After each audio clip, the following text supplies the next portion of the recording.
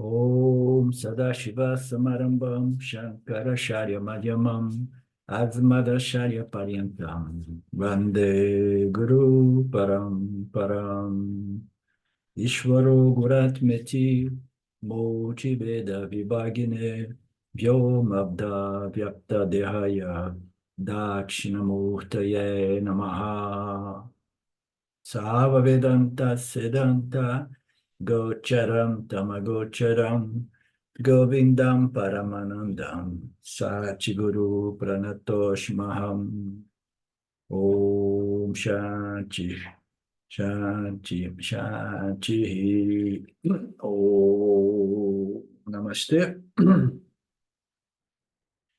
Okie dokie. Let's go. Verse 8, page 148. Up there. Rightly? Correct? I think we were on verse 9, but does Mark agree, Sylvia? Yes, I also think we did verse 8.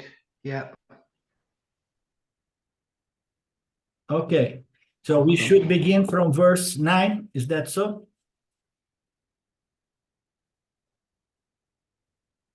Hold on. Are we sure? Okay. No, it was verse 7 we completed. I don't think we completed verse 8. Yeah. Verse 7 we completed.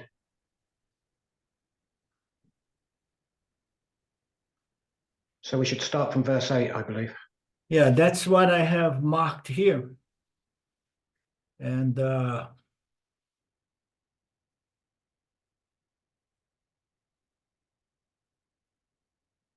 so are you not sure, Lynn? Let me see here. I'm good with anything. Okay.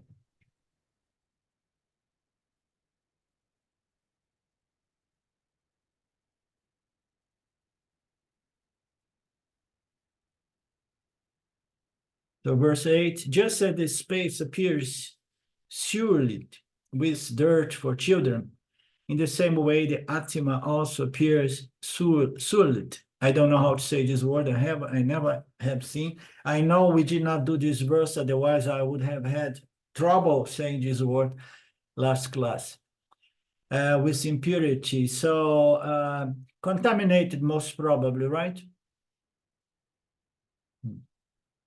Just as the space appears contaminated with dirt for children, in the same way, the self, the Atma, also appears contaminated with impurity for the Anyanis, okay? So here the concept of a child, the child is someone who is naive, you know, and it's a child. And therefore it's easily deceived or makes mistakes to superimpose things from one thing to another, like, you know, the redness of a rose into a clear crystal would be more easily deceiving for a child than for an adult. No? So a child here is an illustration, symbolizing an ignorant person, okay? The same way the self appears as contaminated by the impurities. So which are these impurities? So any and all attributes of mithya is said to be an impurity from the standpoint of satya, okay? Because it is a superimposition of something which is not real, attributes, qualities, and properties of things that belong to an apparent order, which is not real. Therefore, once we transfer what belongs to mithya to satya, we call it impurity. Not that the attributes of Vishwara, Jiva, and Jagata represents only impurities, okay? But once they are transferred, that's why in Vedanta we say the complete knowledge, spiritual knowledge needs to be accomplished so that one can experience and enjoy and appreciate and experience the freedom. Which freedom of not mixing up Mithya with Satya and Satya with Mithya. Because all the attributes belong to Ishvara, Jiva, and Jagata. They okay within the realm of Mithya. And then we need to look at those attributes, okay? Notions, concepts, and so on, that are going to help me to understand the true nature of Mithya as Satya. And by neutralizing those conceptual attributes that establish that Mithya as Satya, you understand? So if we take Mithya to be Satya, and then we superimpose concepts, notions and concepts of the Jiva Atma into Satya. But if we get the credit, the karmic credit to come to the Upanishads, and then we get in contact with the teachings and the teacher, so on, and then we have the attributes of Mithya, although they belong to an appearance, but they are okay within the realm of Mithya. And then we're going to contemplate those final notions and concepts which were revealed in Mithya through Maya, Ishvara in Mithya, to the Jiva Atma, which is integral part of Mithya. And these concepts, they are going to liberate the old concept, which is Aham, body as me. Aham, body as me, and the world is real. So we need a certain concept that's going to neutralize, this is the best way to understand it, neutralize those ignorant concepts that are meant, referred to as impurities. Impurities from the standpoint of our true nature as Satchitananda, free and independent from Mithya and Jiva and Ishvara and Jagata. So, and then the Swami, the Gaudapada presents again the example of the space within the clay pot. And then some people may believe that the space now is contaminated with some smell or something like that, smell, not knowing that the smelly factor belongs to the walls of the clay pot, or we could say to the air itself, but never to the space. So the same way the self is free and independent from the body-mind-sense complex, but the attributes of the body-mind-sense complex are all the time being attributed to the Atma, even most important by the seekers of moksha. The seekers of moksha, they do transfer these attributes, these impurities, because Atma is pure because of what? Because there is nothing but the self, nothing but Brahman. It's one without a second, one without anything, not even a small inclusion within itself. So that is the meaning of purity. Purity is something that is absolutely one without anything beyond itself. And that's the nature of the Atma, the self. Therefore, we are what? We are changeless. We are only changeless because we are one without nothing beyond what we are. And there's nothing other than ourselves. So, and then we are pure, and then we are beyond time and space, and we are nirvikara. We don't change. Okay. If there are two, there is interaction and there are change. Okay. I was going to say something more. Yeah, so the Atma is free. I was going to say more about the superimposition, that it's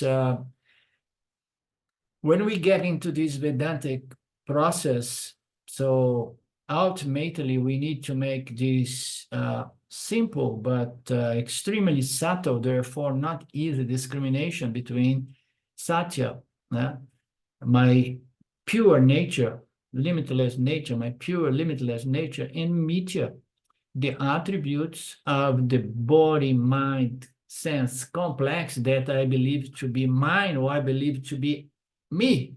You understand? So the thinker of motion keeps transferring it.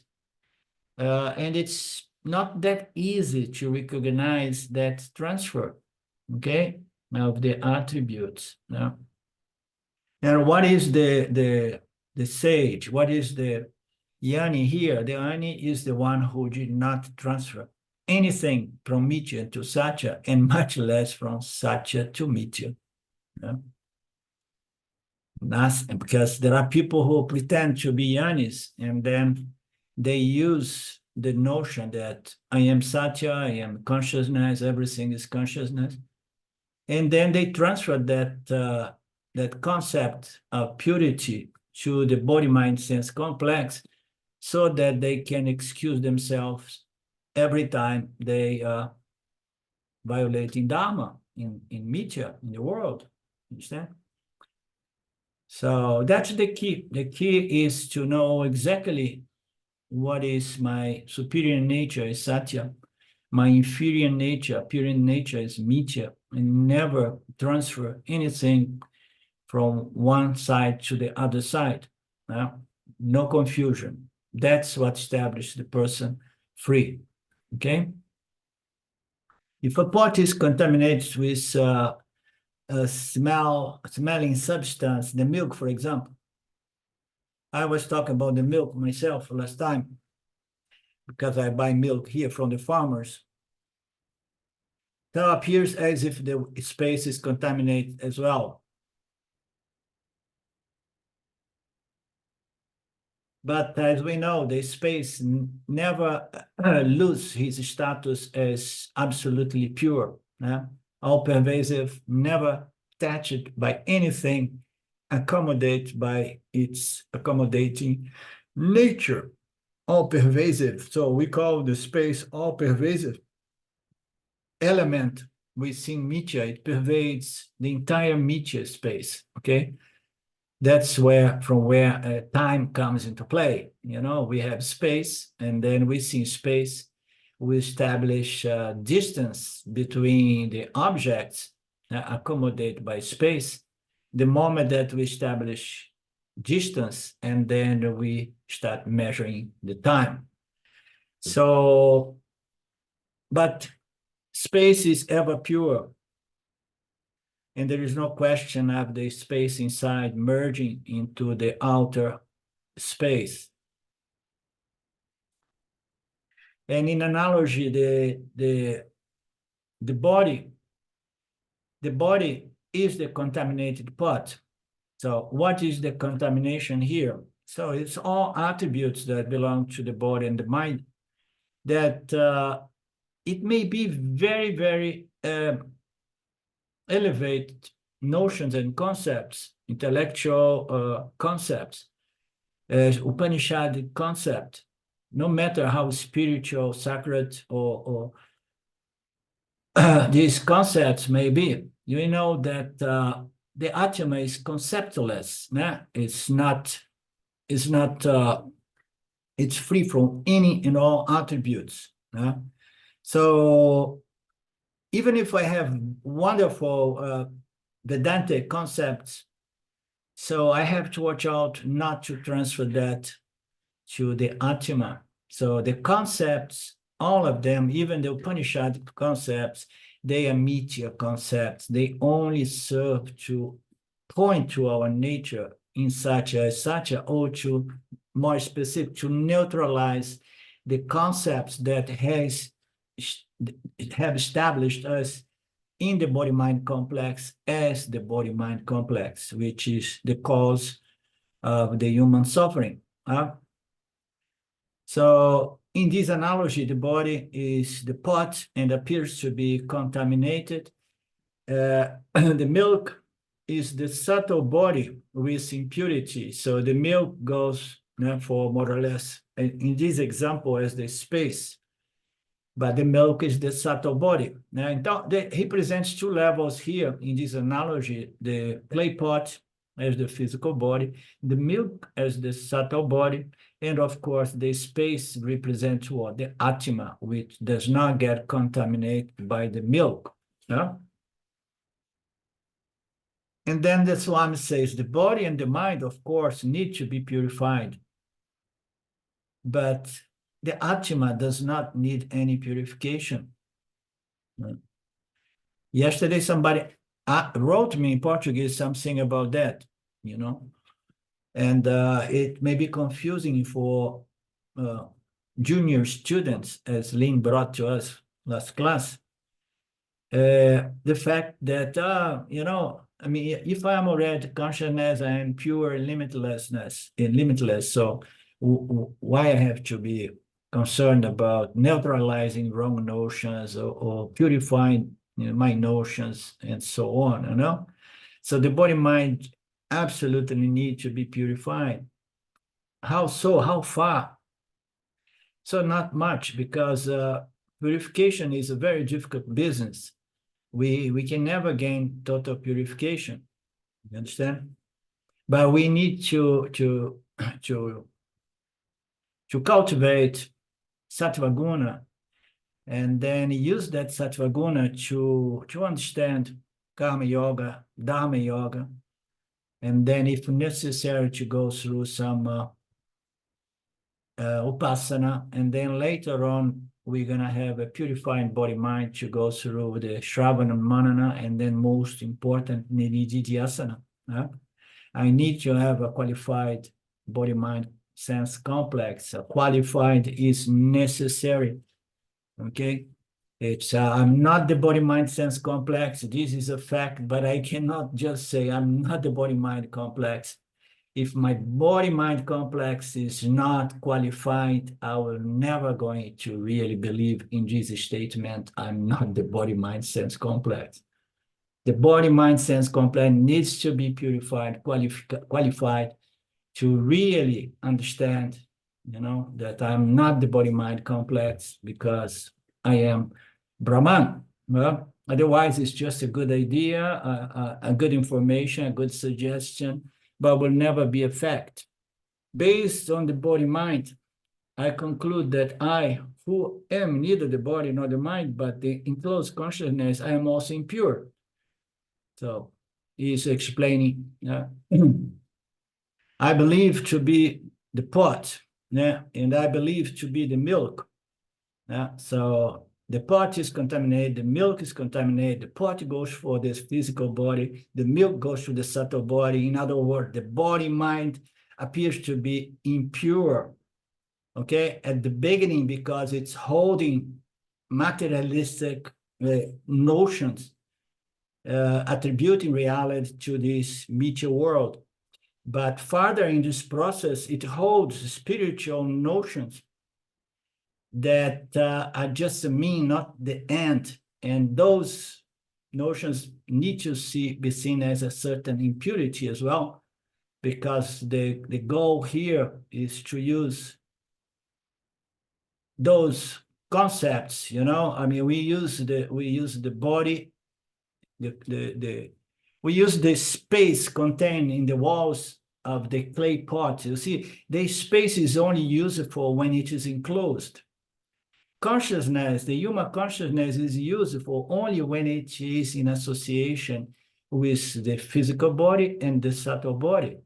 We cannot just say, no, I'm a limitless consciousness free, and the body mind is a problem. So no, you're going to need the body mind, this association, and then you're going to have a sort of human consciousness or human mind, and this mind needs to be refined and purified to the point of discriminating what belongs to my ultimate superior pure nature and what belongs to my impure nature. So what kind of purification I need to develop in this body mind sense complex? Just enough to be able to do my Shravana, Manana, and Nididhyasana. Now, we don't need to be caught up trying to become a saint, but at the same time, we need to be honest with so that our knowledge and our life they don't divide us. You understand? So what I know should be followed by the way I respond to life with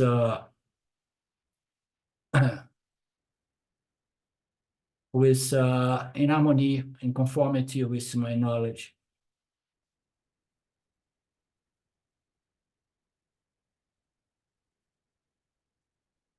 That notion has to be dropped. And for that, we need the scriptures. And for that, a good mind needs to be developed. The mind has to be purified for us to study the scriptures. And not for purifying the Atma, just purifying the body-mind sense complex. The Atma is always ever pure. When the mind is reasonably is the key word here. When the mind is reasonably sattvic, and the scriptures are studied, the student will understand that it has always been Paramatma all the time. Gaudapada says that not knowing this, everyone says, I am the impure pot in the milk. I'm the impure physical body, subtle body, okay? And we need to understand on a deeper level what this impurity is, any and all attributes that I somehow believe to be inherent to my real nature. They are inherent to the body-mind sense complex. You see the subtlety of this discrimination, because the seeker of moksha easily holds on to those concepts, which are not a mean, not an end by themselves, but a mean. And the mean is just to neutralize or cancel the ignorance, aham, body as me. Now, only a child, people, or infantile person say that the space impure. Only a childish person, it may be 8 or 90 years old, will say that Atma is impure. Gaudapada says that we are all doing the same thing with respect to us. Gaudapada says that even as great Vedantins, we tend to be doing that with respect to our own Atma. The enclosed Jiva Atma within the body-mind complex also appears impure based on the impurity of the mind. Because of this, Jiva says, I am impure. This causes problems because the Atma was confused or mixed up with the Anatma, okay? So we have it clear, right? That all concepts belong to Mithya, they are all Anathema, but we need an Anathema concept to cancel or neutralize other absolutely ignorant Anathema concepts such as aham, body as me, so that I can realize and enjoy my true nature beyond Atma and Anathema. At that point, we need to remove the Atma as well, because Atma stands only, in opposition to Anathema, you understand? So only the person who comes to that does not mix up anymore Atma con Anathema. What needs to be done is to purify the mind first. Second, study the scriptures and understand that I'm not the body-mind sense complex. I'm ever the free Atma, pure, absolutely pure, one without a second Atma. That's the notion, that's the concept. Any questions, any observation?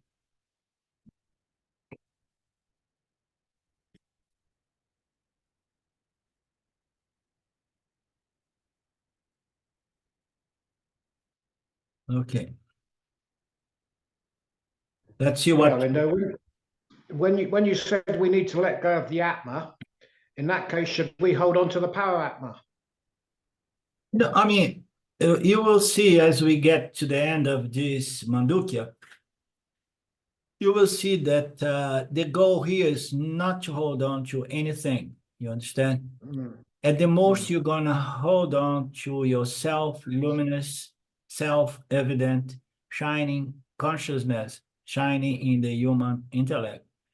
Okay, so any attribution of names, they are tools that serves us to to transfer our certainty of identity from the body mind sense complex to pure limitless consciousness. Okay, so Yeah. we use words, and the words are always based on dualistic pair of opposites. Okay, Nietzsche is all about pair of opposites. The pair of opposites, they attribute by the Jiva Atmas, good and bad, and tall and short, and the fat and skinny, and everything.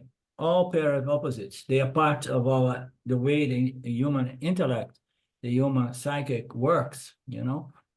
And in these cases, Atma and Anatima is a wonderful pair of opposites. Okay, but at the very end, we need to just know that I am Paramatma, I am the Atma, I am consciousness, I am Brahman. They are just tools that at the end do not need to be repeated, do not need to be remembered, because they were pointing to what? To you, consciousness, shining in your human intellects. Once you understood that, you see I'm always ever shine through all the three states, through all the Jiva, from different ranges, like the mineral, no, but as consciousness, I shine as the vegetal realm and the animal realm and the human realm. I shine as sentience, So you understand, Mark? Yes, I understand what you say, Yeah. Arvindo. Yeah. In the end, we let go of all concepts completely. Yeah. Yeah, slowly. Yeah, it's not an act of will. It drops by itself with self-knowledge. You understand? It drops. The young is the one who does not need to remember the teachings or repeat the statement. Jnana is the one who has concluded his nididhyasana and is established in his or her true nature, not subject to forgetfulness. And although here and there, Yanni remains associated with the scriptures, because Maya is very powerful. Yeah? And even the simple challenge of life, when it brings us tremendous adversities, even the Yanni sometimes has a reaction which comes more from its instinctive animal nature, like, oh, it's fire in the house, Yeah. So, Yeah. and then the Yanni has to understand that Maya is powerful. Maya is powerful, so it's always better. Now, if the Yanni, the best thing that the Yanni can do is to do what I'm doing, trying to share these teachings with those few rare individuals interested in this level of Vedantic teachings, you understand? Because then you keep doing your sadhana, which is the sadhana of sharing.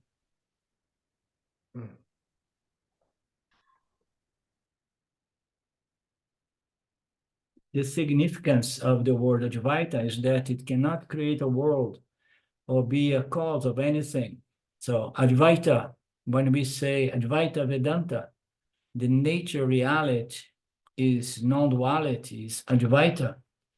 And if there is only one thing without anything other than itself, creation or initiation is impossible. It can never become two. It can never transform itself to produce the world, okay? So if we take the origination of the universe as a fact, we are navigating into the Dvaita world, okay? And there are several schools that believe in a certain Dvaita. They attribute reality to consciousness or the self or the Atma, but they attribute reality to the world as if Brahman or consciousness extends itself, creating this world, which is also real. We're going to see Gaudapada demolishing these schools in the 4th chapter.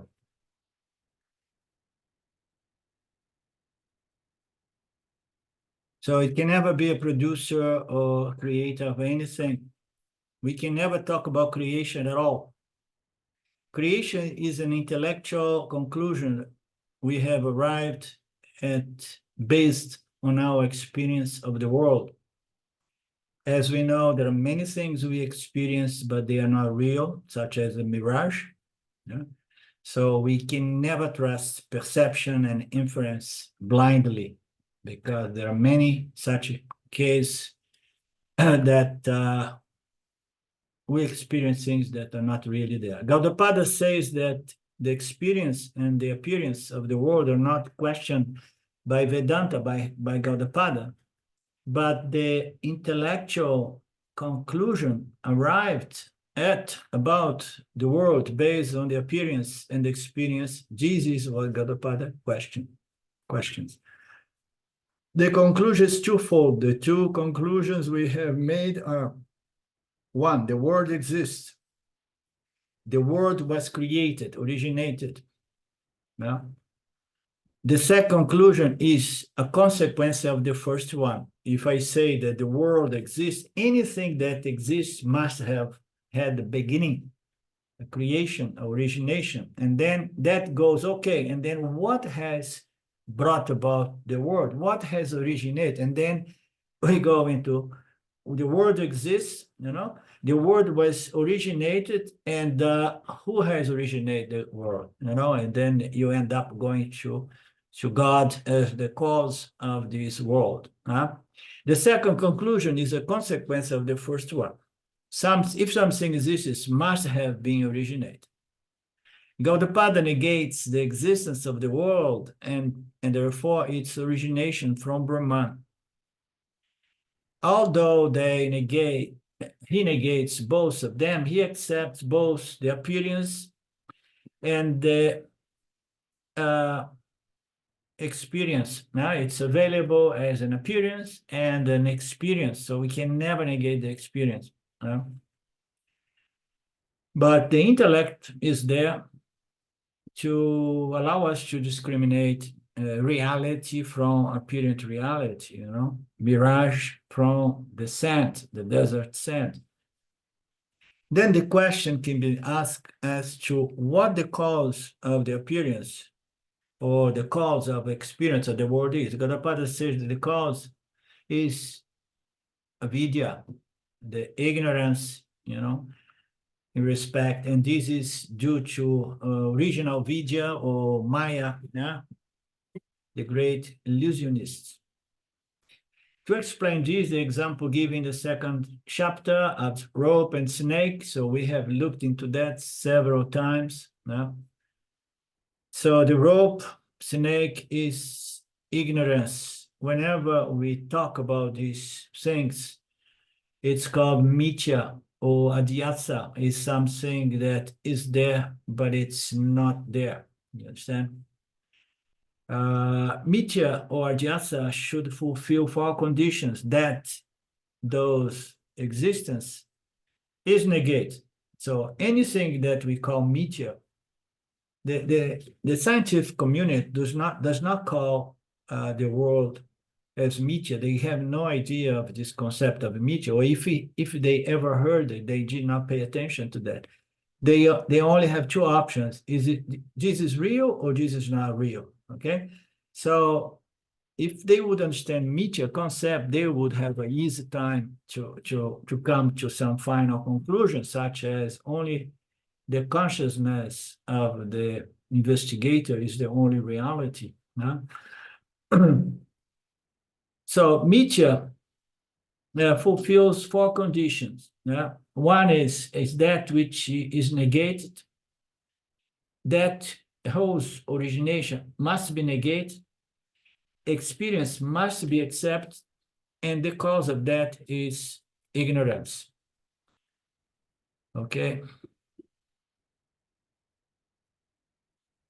Ignorance of what? Of the substratum of the adhisthanam.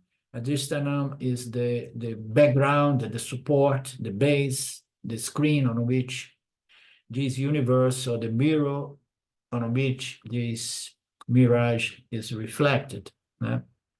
The addistanam of the rope snake is the rope. The rope here is a symbol of the Atma, symbol of Brahman. Is the addistanam on which the rope snake was superimposed. Similarly, Gaudapada says that the world also comes on the Mithya or Adhyasa.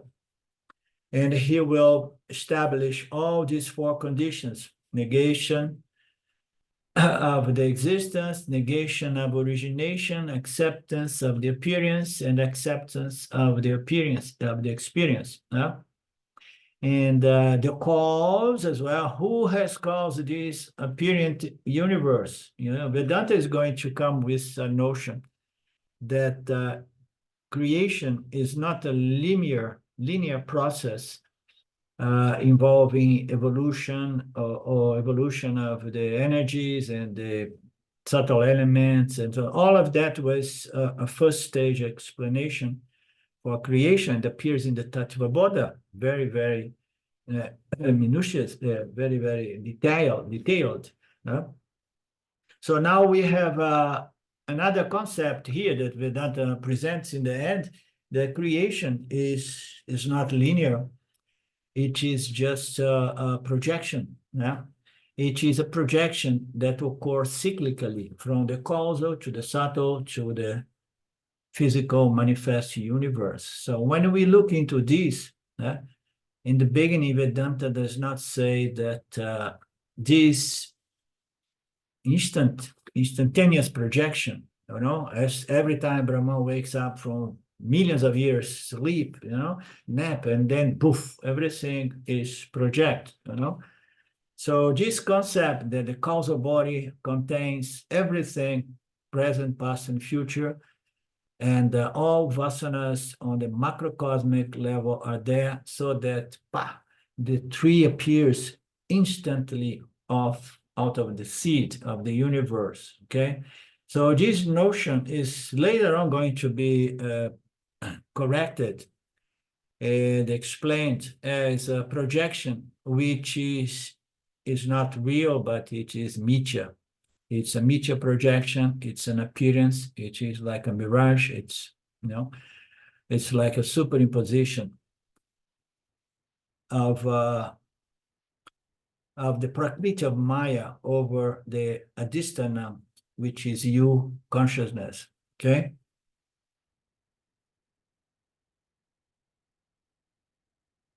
Of these four conditions for Adhyasa, Gaudapada is presenting the second condition. He's talk about the negation and the origination. Negation of the existence and negation of the origination. Of these four conditions for this mithya apparent reality, Gaudapada here is presenting the second condition, which is what? It must be negated, okay? Negation of what? Of the origination. Because if you negate the origination, and then, of course, you're negating the reality of it. That negation is done in four stages. So we are seeing that one by one. First, the negation of Jiva. When I say the birth of the Jiva, the origination of the Jiva, the Jiva is negated first through an example. Second is the negation of Jagata, of the universe, origination or creation of the universe, and through another example. And then the third is the negation of the Jiva.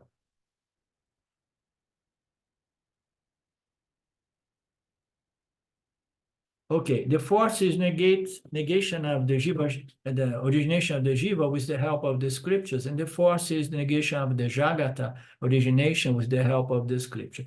So it's saying here that Gaudapada is going to use in four stages negate the origination of Jiva and Jagata. He's not going to go into Ishvara, but he's negating Jiva and the world, the universe, the cosmos, okay?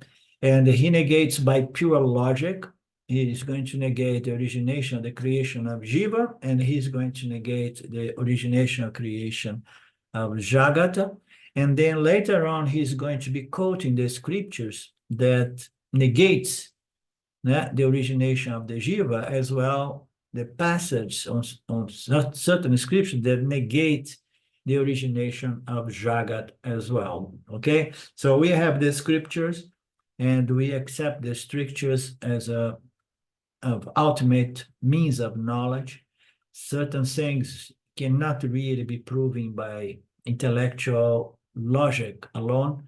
And the best is to have the intellectual logic and then support by scriptural knowledge as well. You understand? That's the point here. We are here commenting, we are here at the end of the first stage, logical negation of the jivas, origination or creation, through an example. Present the verse 3 to 9. Gaudapada used the example of space to prove that what? That Jiva was never created. No?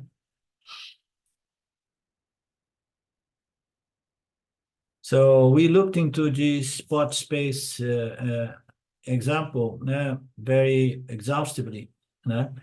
And we understand that the pot space, the space of my living room or the spot, the space inside of any pot is not really create or originate in any given moment. Okay, the space is one and pervading everything, and then there is never a jiva being created. You can create pots, you can create physical bodies, yeah.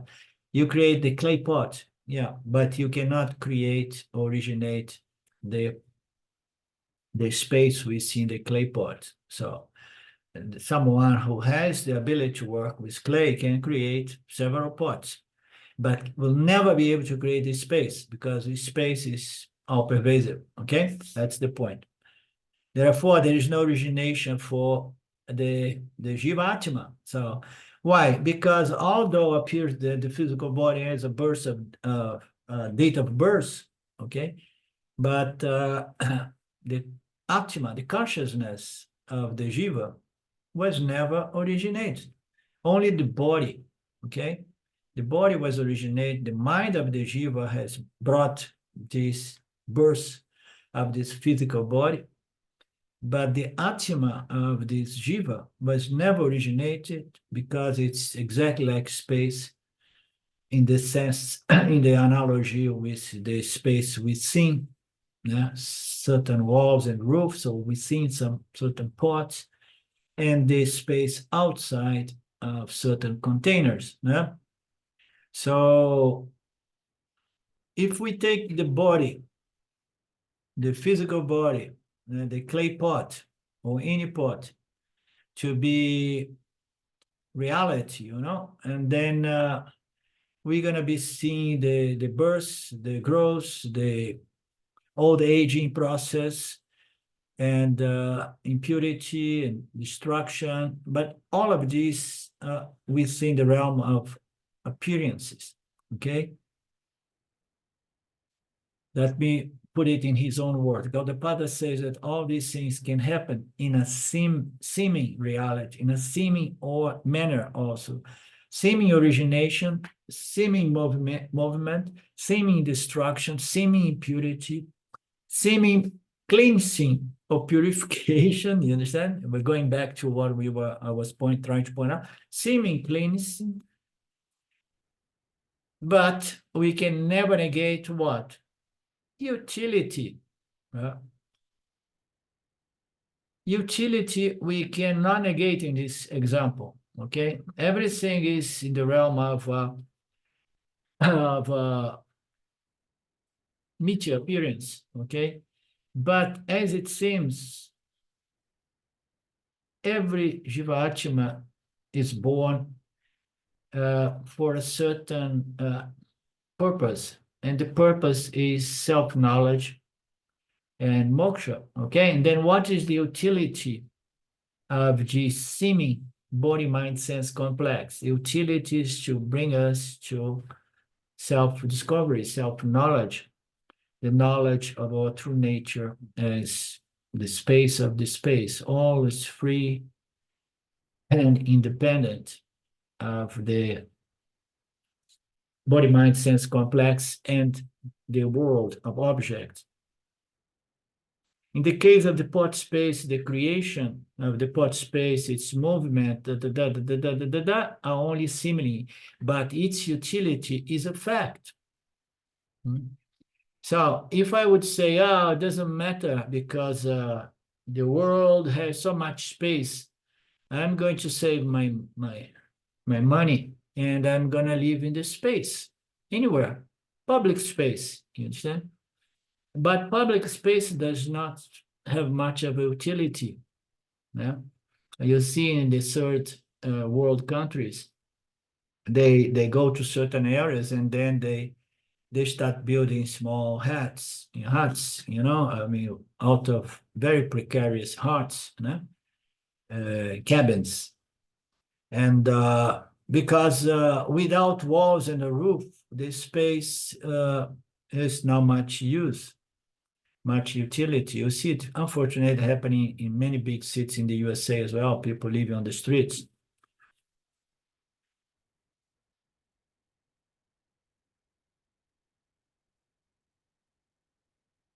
So based on utility, we should never accept creation as reality. It's not an actual creation, okay? It's all in the realm of the seeming, of the appearance. But the fact that the Jiva Atma, body, mind, sense complex, offers us an opportunity is undeniable. So, and this is the utility. Based on the utility, the creation should not be concluded to be an actual angle. The Gaudapada is only questioning our conclusion. When the body enclosure, the body associates, with the Atma associates with the body. The body enclosed consciousness called Jivatma also is similarly create, giving, moving, living, moving, gets impurity, gets cleansed and die, but actually enjoy the utility of this world all through. I mean, this points out to Kama Yoga as well. You know, we are talking about the most radical Upanishads, especially the Karikas of Gaudapada. But you see, if we understand this apparent reality, we see it as a school or a great opportunity because it gives us a platform or stage on which we can transact. And then all these apparent objects, they offer some certain utilitarian values. Ultimately, the whole process of moving, doing things, you know, getting yourself more pure, more purifying and betterment of the body mind, and then growing old. All of this, okay, all of this serves or gives us, provides us with the opportunity for self-knowledge, self-inquiry and self-knowledge. And only then the individual can understand the purpose of this mithya apparent reality and can be grateful for something which is more or less exactly like a mirage, you understand? Because it is, you know, in mithya that we can find out our true nature in satya as satya. Yeah? Everything is available for transaction. Everything is offering us utilitarian value, and the ultimate utilitarian value is self-knowledge and freedom. We have seen in the verse 8 that the child person will make this confusion. He will take the pot space to be pure. This is due to avidya, auto-ignorance, self-ignorance. Jivatma is mistaken to be impure. This Gaudapada is aiming for change in our self-perspective. This change should make us understand that we were never born and that will never die. The mindset that leads to want to pray for this birth to be the last one, etc., should be displaced with the right perspective of our true nature as ever free. At the same time, people who are still in that frame of mind should not be criticized. And we ourselves, we should keep in mind that for as long as we are not absolutely satisfied or firm in our self-knowledge, okay, we should see this entire process, yeah, as an opportunity to further qualify, further purify and refine our body, mind, sense complex so that we can be satisfied with our self-knowledge.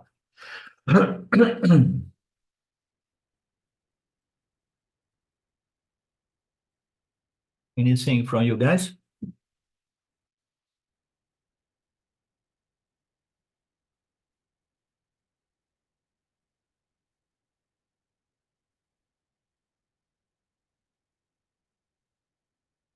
Verse 9. Jiva is similar to the pot space. In the case of death, birth, departure, arrival, and existence in various bodies for anyone believing in reincarnation. Yeah? So the jiva is exactly like the spot, the space we see a pot, and then the pot gets old, breaks, you know. And but there are so many other bodies all over the place, you know. And this enclosed, apparently enclosed space in different containers, yeah, are said to be the jiva, yeah, enclosed or just associated to a body, mind, sense complex. Gaudapada, once again, has analyzed the pot space, exemplifying sufficiently, and this can be extended further also. But he has given some indication based on which we can extend this further. Gaudapada concludes by establishing that the pot space is only similarly created, and similarly, Jiva Atma is only similarly created. Thus, the negation of the origination of the Jiva Atma is established by logic with regard to birth, death, going here and there, moving, arrival, the enclosure, or, you know, the belief that I am a product of the body, mind, sense complex, consciousness. The enclosure has been mistaken for the enclosed one. The body, mind, sense complex was mistakenly taken to be the Atma. Now, I don't like very much this concept of enclosed one, only in regards to our small group here, because we are more advanced students. So, but I understand why Swami presents this enclosed one, because it makes it easier for people to understand those analogies, you understand? Those examples. Right, Mark?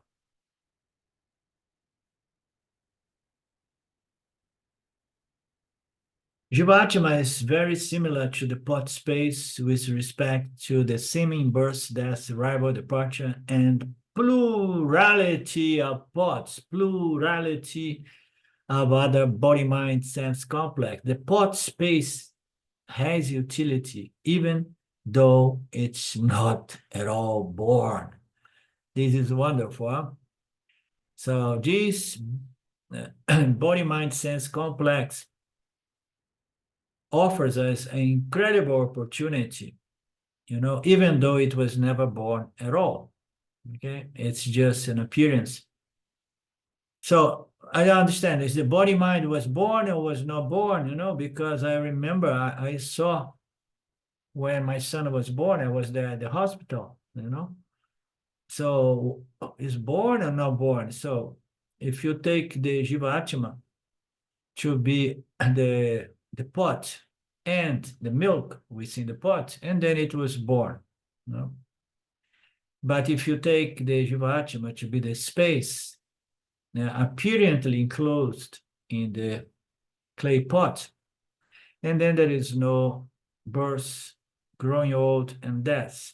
Okay, so it only has a certain opportunity, utilitarian opportunity value, okay, which is the opportunity to understand the adhistanam, the substratum, the true nature of this apparent pot space, this appearance, Jiva Atma, this appearance, body, mind, sense complex. The appearance and the experience of the Jiva Atma are not to be negated.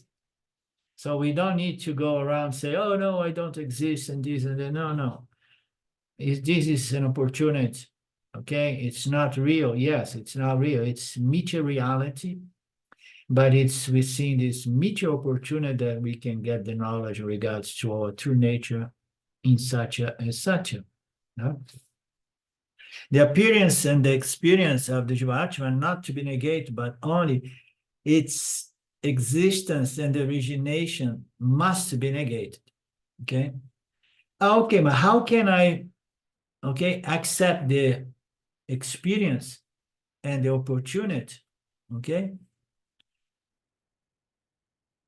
And the experience and the opportunity and the appearance, and at the same time negate the existence and the origination. Okay, so and then we have to remember many other phenomenal circumstance that provides us with sensory perception knowledge which are not correct. And that's the purpose of Vedanta. Therefore, we're going to negate the reality, and the origination. Reality origination is to be negated. I was never created. And this body-mind complex, it's negated because it does not represent my real nature. But I accept the appearance and the experience of this body-mind sense complex, and the appearance of the world I experience through this body-mind complex. And I am very grateful for Maya to produce this apparent Jiva Atma, this apparent body-mind sense complex, and this apparent reality.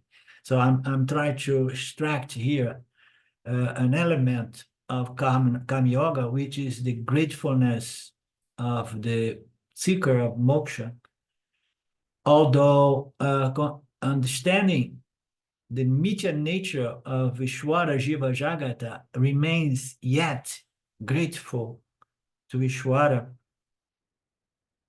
for the opportunity to be given a body-mind sense complex in the world as a stage on which I can find the ultimate utility of this apparent experience, which is self-knowledge and moksha.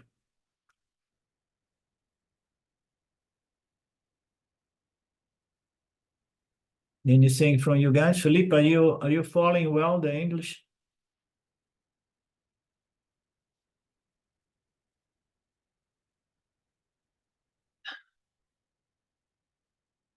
All bodies are projected by the Maya power, just like a dream.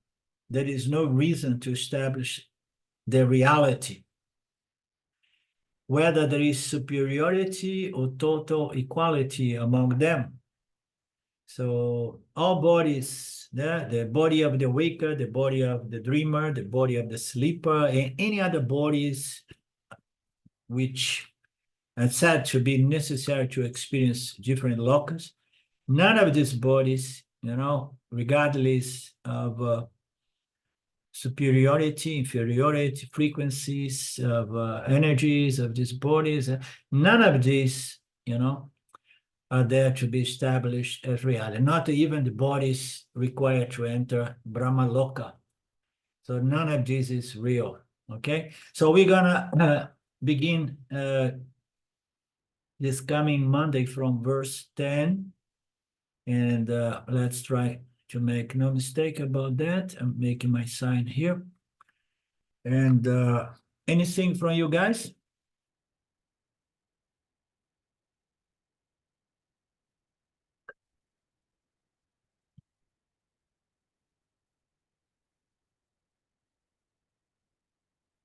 Om Purnamada Purnamidam Purnamudachyate Purnasya Purnamadaya Purnameva Vashishate.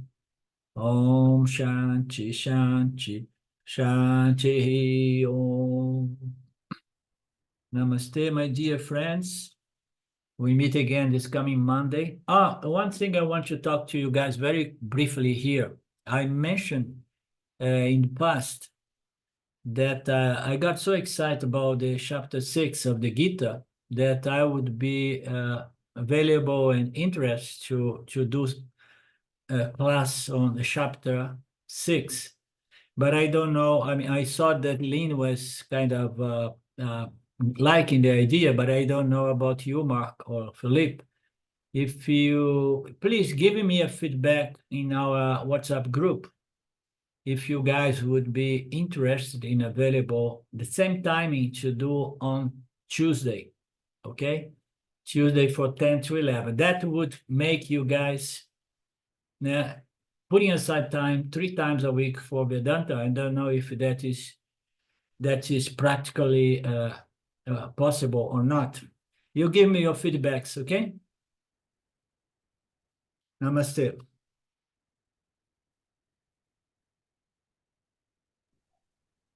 Great, thank you, Arlindo. Thank you, Mark. Yeah.